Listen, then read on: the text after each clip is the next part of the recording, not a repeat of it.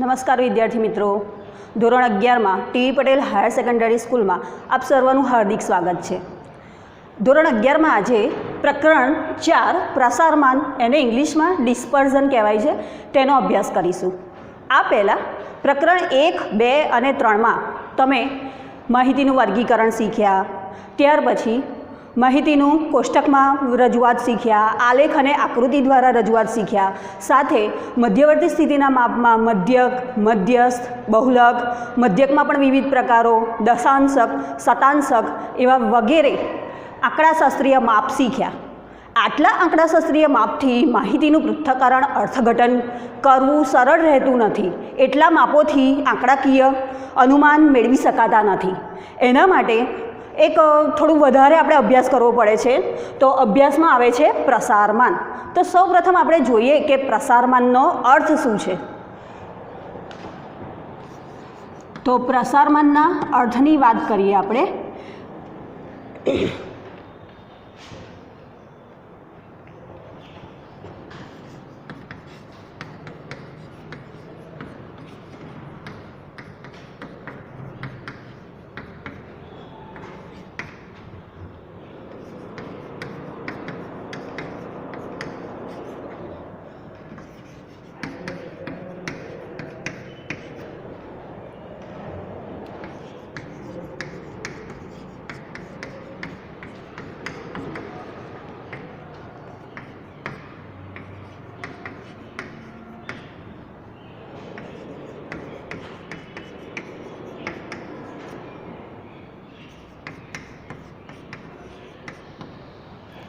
વિદ્યાર્થી મિત્રો, અહીંયા મુખ્ય શબ્દ છે સરેરાશ. સરેરાશને આપણે મધ્યક પણ કહીએ છીએ.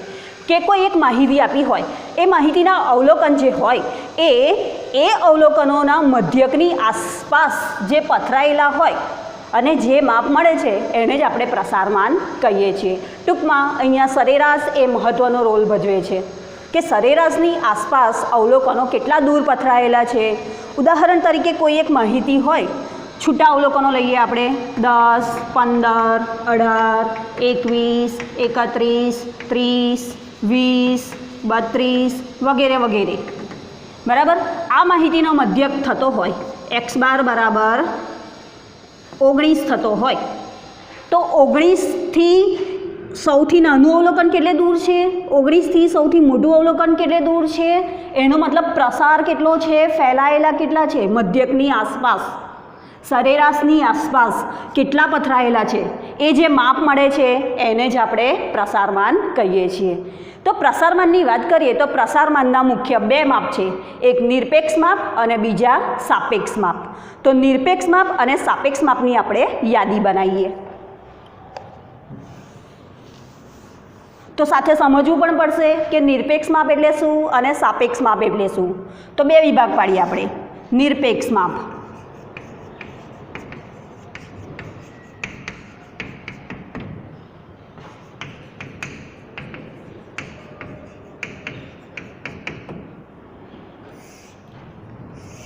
નિરપેક્ષ માપો એટલે એવા માપ કે જે એકમ સહિત લખાય છે, એકમ સહિત હોય.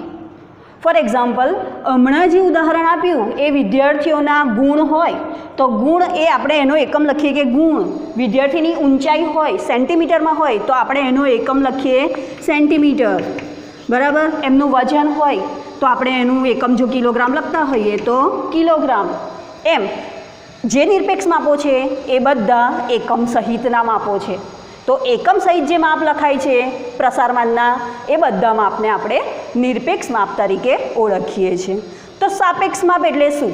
તો સાપેક્ષ માપ ઘણી વખત શું થાય છે કે માહિતી 2 અલગ અલગ વિભાગમાંથી આવતી હોય, અલગ અલગ સમૂહમાંથી આવતી હોય. ફોર એક્ઝામ્પલ, કોઈ એક વિદ્યાર્થીના વજનની વાત કરતા હોઈએ અને સામે એની ઊંચાઈની વાત કરવી હોય, તો વજનનો સમૂહ જે છે એનો એકમ તો સેન્ટીમીટરમાં લખતા હોઈએ અને ઊંચાઈનો એકમ હોય એને આપણે કિલોગ્રામમાં લખતા હોઈએ. તો અહીંયા આગળ વજનને સીધી ઊંચાઈ સાથે કમ્પેર કરી શકાય નહીં, સરખામણી કરી શકાય નહીં, આ માપોનું અર્થઘટન કરી શકાય નહીં. તો શું કરવું પડે? તો આ જે એકમવાળા માપ છે એની સરખામણી ના કરી શકાય, એના માટે સાપેક્ષ માપ આવે છે. તો સાપેક્ષ માપ એટલે કેવા છે? તો એકમ રહિત માપ છે. નિરપેક્ષ માપમાં એકમ લખાય છે, સાપેક્ષ માપમાં એકમ લખાતા નથી અને એકમ રહિત માપ છે, તેથી તેની સરખામણી શક્ય બને છે. તો આપણે જોઈએ કે નિરપેક્ષ માપો કયા છે અને સાપેક્ષ માપ કયા છે.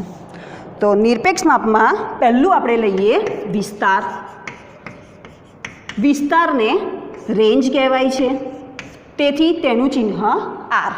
તો વિસ્તારનું સાપેક્ષ માપ આવે છે એને કહીએ છીએ આપણે વિસ્તારાંક. હું અત્યારે ફક્ત માપનું નામ લખું છું, એના સૂત્રોની યાદી આપણે પછી બનાવીશું. બીજું માપ છે ચતુર્થક વિચલન, એને આપણે કહીએ છીએ QD. તો આ બાજુ છે ચતુર્થક વિચલનાંક. ચતુર્થક વિચલનાંક કોએફિશિયન્ટ ઓફ QD. ત્રીજું છે સરેરાશ વિચલન.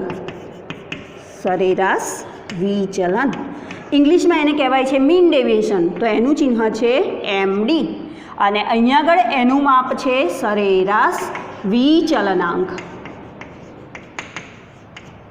ત્યાર પછી માપ આવે છે નિરપેક્ષ માપમાં ચોથું પ્રમાણિત વિચલન. પ્રમાણિત વિચલન એને ઇંગ્લિશમાં કહેવાય છે સ્ટાન્ડર્ડ ડેવિએશન. એના ઉપરથી એનું ચિહ્ન લઈએ છીએ S અને એનું સાપેક્ષ માપ એને આપણે કહીએ છીએ પ્રમાણિત વિચલનાંક.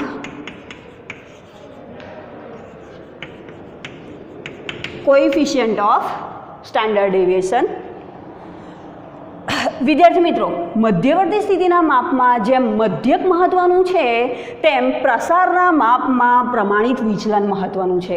કહેવામાં આવે છે કે જેમ કોઈ સુથાર હોય અથવા તો લાકડા કાપનાર હોય, એને પોતાનું જે સાધન હોય એ મજબૂત મતલબ શું કહેવાય છે એને તીક્ષ્ણ રાખે છે ત્યારે એ કામ કરી શકે છે.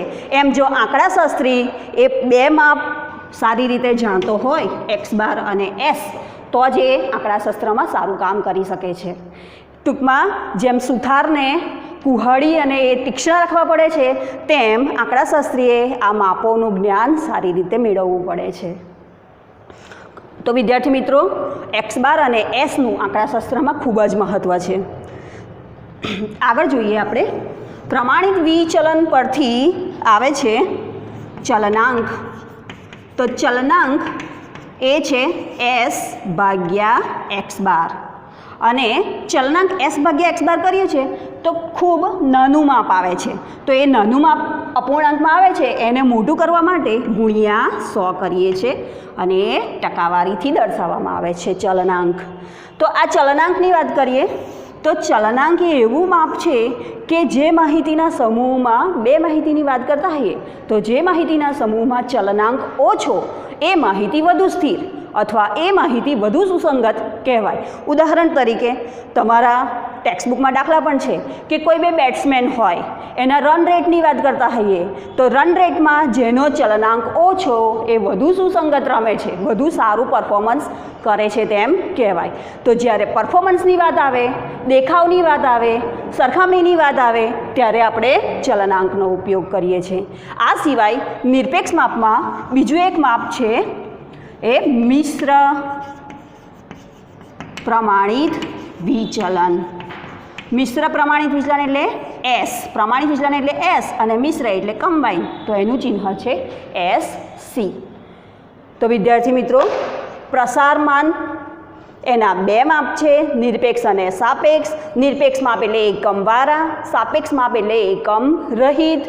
એની જરૂર એટલા માટે પડે છે કે સીધી સરખામણી એકમ લખ્યા હોય તો થઈ શકતી નથી, તેથી સાપેક્ષ માપની જરૂર પડે છે.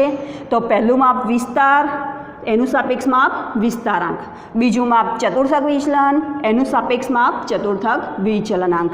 ત્રીજું માપ સરેરાશ વિચલન, એનું સાપેક્ષ માપ સરેરાશ વિચલનાંક. ચોથું માપ પ્રમાણિત વિચલન, એનું સાપેક્ષ માપ પ્રમાણિત વિચલનાંક. અને એની સાથે આવે છે ચલનાંક અને ત્યારબાદ આવે છે મિશ્ર પ્રમાણિત વિચલન. તો આખા પ્રકરણની રૂપરેખા આવી ગઈ કે તમારે ફક્ત આટલું ભણવાનું છે. હવે આમાં વિસ્તાર માટે તમે આગળ શીખી ગયા છો, ચતુર્થક વિચલન માટે ક્યુની ગણતરી શીખી ગયા છો, સરેરાશ વિચલનાંક એ પણ ખૂબ સરળ છે, પ્રમાણિત વિચલનાંક એ પણ ખૂબ સરળ છે. તો એના સૂત્રોની યાદી કરીએ એ પહેલાં એક ચોપડીમાં જે વાત છે એ હું તમને આ પ્રસારમાન શું છે એ થોડુંક સમજાવું.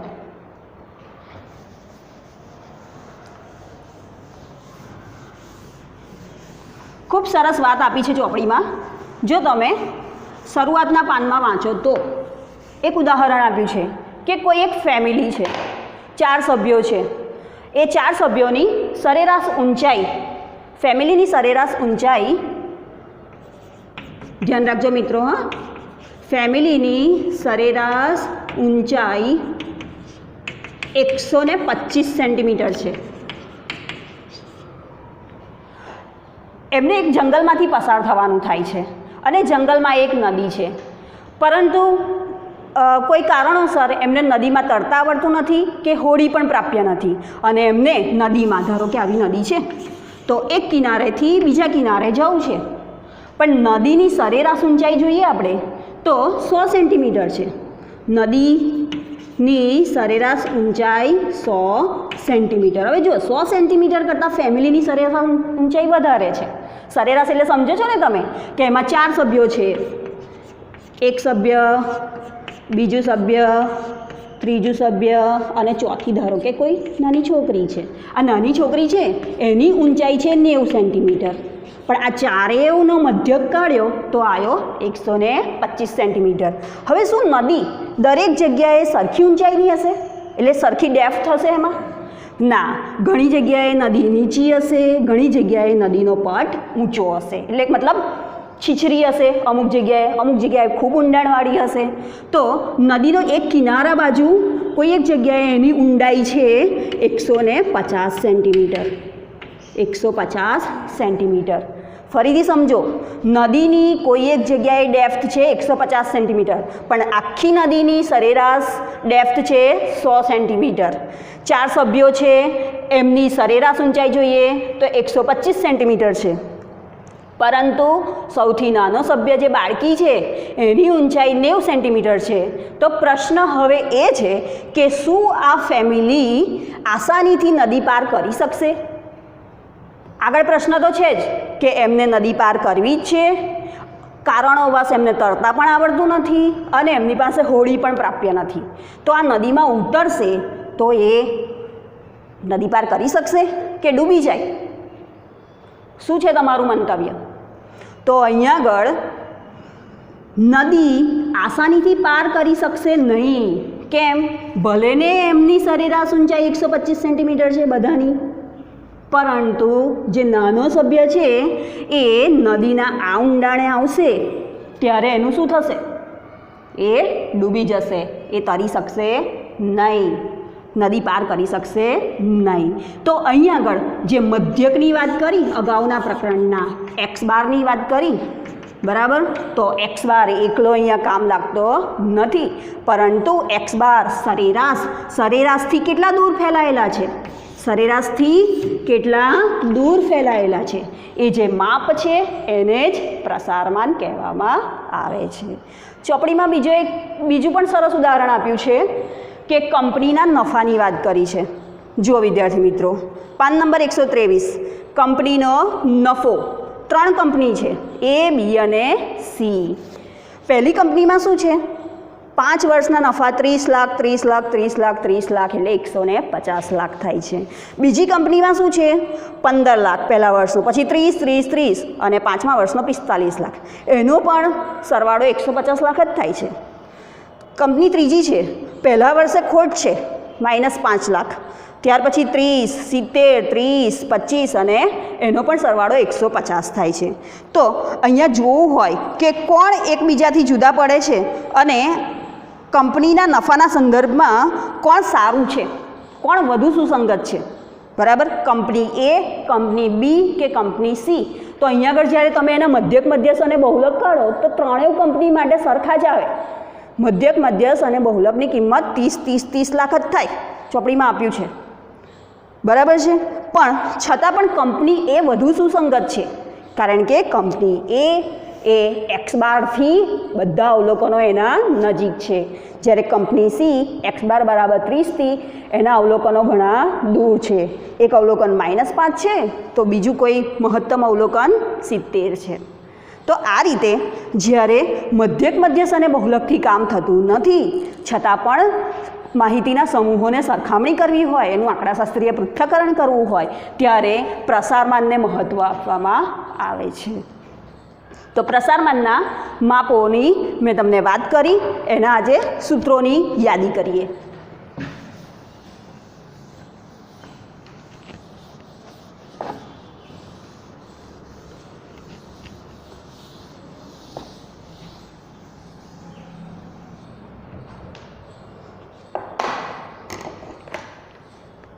પ્રસારમાન અથવા તો એને કહેવાય છે સૂત્રો, પ્રસારમાનના માપો એને કહેવાય છે મેઝર્સ ઓફ, મેઝર એટલે માપ, ઓફ ડિસ્પર્ઝન. પ્રસારમાનના માપો, એમાં આ બાજુ નિરપેક્ષ માપો લખીશ. વિદ્યાર્થી મિત્રો, મારે વધારે જગ્યાની જરૂર છે, હું આ બધું જ ભૂસી નાખું છું. ઉપરથી લખીશું તો જ આપણે એક્ઝેક્ટ બધી યાદી કરી શકીશું. આ બાજુ હું નિરપેક્ષ માપો લખું છું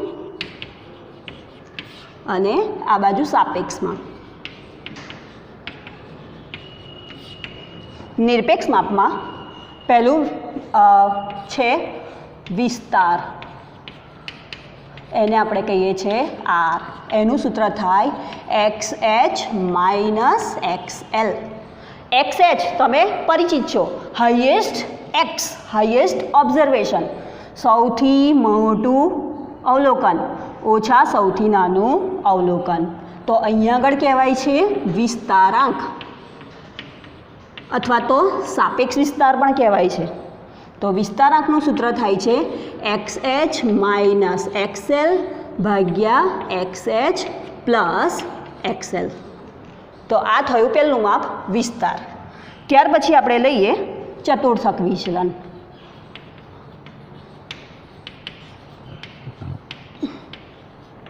એને કહેવાય છે QD.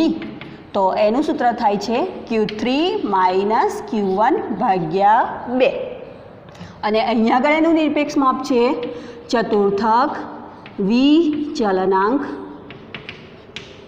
એનું સૂત્ર થાય Q3 માઇનસ Q1 ભાગ્યા Q3 પ્લસ Q1. જનરલી આ સૂત્ર આ રીતે આવ્યું છે, Q3 માઇનસ Q1 ભાગ્યા 2, આજે હતો ચતુર્થક વિચલન એ, ભાગ્યા Q3 પ્લસ Q1 ભાગ્યા 2. પણ બંનેમાં ભાગ્યા 2 છે એની અસર દૂર થાય છે તો સૂત્ર બને છે આ. ત્યાર પછી ત્રીજું માપ સરેરાશ વિચલન.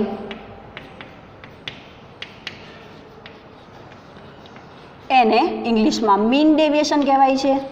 તો મીન ડેવિએશનના એક કરતાં વધારે સૂત્રો થશે. Mean deviation is equal to sigma માનાંકમાં x માઇનસ x બાર ભાગ્યા n. બીજું પણ સૂત્ર થાય કે સિગ્મા f માનાંકમાં x માઇનસ x બાર આખાના ભાગાકારમાં n. ચલો તમે કહી શકો કે આ સૂત્ર ક્યારે આવે ને આ સૂત્ર ક્યારે આવે? અહીંયા f નથી ગુણાયેલો, અહીંયા f ગુણાયેલો છે. તો f નથી ગુણાયેલો એનો મતલબ શું? આ અવર્ગીકૃત માહિતી છે, અવર્ગીકૃત. અને આ વર્ગીકૃત. વર્ગીકૃતના બંને પ્રકાર, સતત અને અસતત. ફરીથી sigma માનાંકમાં x minus x bar ભાગ્યા એન. એક્સ બાર એટલે શું? આપેલી માહિતીનો મધ્યક. એફ એટલે શું? આવૃત્તિ. આવૃત્તિ સાથે આ માનાંકને ગુણવાનું. માનાંકમાં કોઈ પણ કિંમત હોય, ફોર એક્ઝામ્પલ માનાંક 5, એની કિંમત કેટલી થાય? 5. પણ માનાંક -5, એની કિંમત કેટલી થાય? 5. એટલે માનાંકમાં ભલે ને કોઈ પણ કિંમત માઇનસ આવશે, બાદબાકી, તો પણ થઈ જશે ધન. આગળ જોઈએ આપણે ત્રીજું, સરેરાશ વિચલનાંક. સરેરાશ વિચલનાંક. તો આ એમડી જે આવે, આ સૂત્રથી આવે કે આ સૂત્ર? તો એનું જે કિંમત આવે એને એક્સ બાર વડે ભાગવાનો. એમડી ભાગ્યા એક્સ બાર. ચોથું સૂત્ર જોઈએ આપણે, પ્રમાણિત વિચલન.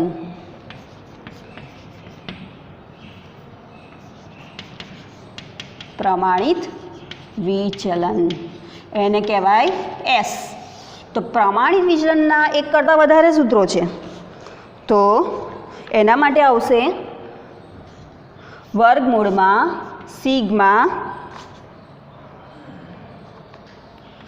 X minus x bar square ભાગ્યા એન, અથવા તો વર્ગમૂળમાં સિગ્મા એક્સ સ્ક્વેર ભાગ્યા એન માઇનસ એક્સ બારનો સ્ક્વેર.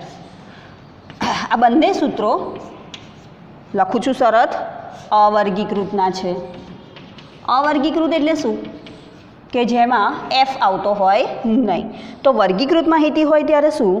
તો sigma in the square route sigma F, ફક્ત જુઓ અહીંયા આગળ એફ ગુણાય છે, x minus x bar square ભાગ્યા એન. તો અહીંયા આગળ થશે સિગ્મા એફ એક્સ સ્ક્વેર ભાગ્યા એન માઇનસ એક્સ બારનો સ્ક્વેર. આ કઈ માહિતી માટે? તો વર્ગીકૃત માહિતી માટે. ફરીથી વિદ્યાર્થી મિત્રો, આની જેમ જ જ્યારે આવૃત્તિની વાત આવતી હોય વર્ગીકૃતમાં, તો અહીંયા આગળ આવૃત્તિ ગુણાય, આવૃત્તિ ગુણાય. આ જ સૂત્રનું સાદુરૂપ આ છે, આ જ સૂત્રનું સાદુરૂપ આ છે. પણ બંને અલગ અલગ સૂત્રો કેમ લખ્યા છે? કે જ્યારે એક્સ માઇનસ એક્સ બાર કરવા હોય તો આપણે આ સૂત્ર વાપરીશું, એક્સ એક્સ સ્ક્વેર એ બધું વાર કરવું હોય ત્યારે આપણે આ સૂત્ર વાપરીશું. દાખલાની રકમ જોવાની કે રકમ કયા પ્રકારમાં આપી છે. આ પ્રકારમાં આપીએ તો આ પ્રકાર આપ્યો હોય તો આ વાપરીશું. તો આ થયું પ્રમાણિત વિચલન. તો એની સામે આનું માપ છે પ્રમાણિત વિચલનાંક. તો એનું સૂત્ર થશે એસ ભાગ્યા એક્સ બાર. અને પ્રમાણિત વિચલનની સાથે જ આપણે લઈ લઈએ છીએ ચલનાંક. તો એસ ભાગ્યા એક્સ બાર આવે એને 100 વડે ગુણવાના. અને એ જે માપ છે એ ટકાવારી માપ છે.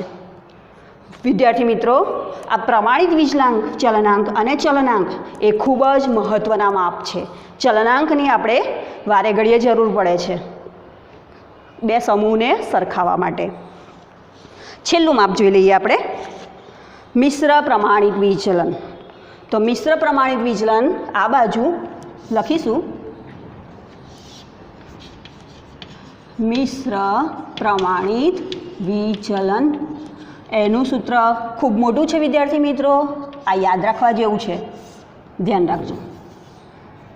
Equal to in the square root, square રૂટમાં n1 કૌંસમાં s1 square plus d1 square વત્તા n2 કૌંસમાં s2 square plus d2 square આખાના divide by n1 plus n2. મિશ્ર મધ્યક જેવું લાગે છે તમને? થોડુંક મિશ્ર મધ્યક જેવું. બે સમૂહ હોય, પહેલા સમૂહના અવલોકનો n1, બીજા સમૂહના અવલોકનો n2. પહેલા સમૂહનો પ્રમાણિત વિચલન s1, બીજા સમૂહનો પ્રમાણિત વિચલન s2. તો બાકી શું રહ્યું? d1. તો d1 એટલે શું? અવલોકનમાંથી એનો મધ્યક બાદ કરવાનો. તો d2 એટલે શું? તો d2 એટલે બીજા સમૂહના અવલોકન હોય એમાંથી બીજા સમૂહનો મધ્યક બાદ કરવાનો. બરાબર છે? સૂત્ર સહેલું છે. મિશ્ર પ્રમાણિત વિચલન બરાબર વર્ગમૂળમાં n1 કૌંસમાં s1 square plus d1 square કૌંસ પૂરો વત્તા n2 કૌંસમાં s2 square plus d2 square whole divide by n1 plus n2. તો વિદ્યાર્થી મિત્રો તમારે આટલા સૂત્રો સાથે કામ કરવાનું છે. આમાં ઘણું બધું તો તમે અગાઉના પ્રકરણમાં શીખીને આવ્યા છો, જેમ કે XH, XL, Q3, Q1 એ બધું શોધવાનું તો શીખીને આવ્યા છો. X બાર શીખી ગયા છો, બરાબર. દરેક માહિતી માટે S એ નવું છે તમારા માટે, પ્રમાણિત વિચલન એ તમે અહીં આગળ શીખશો. તો આ રીતે પ્રસારમાનનું પ્રકરણ આખું છે એના દાખલા આપણે હવે પછીની વિડીયોમાં જોઈશું. Thank you.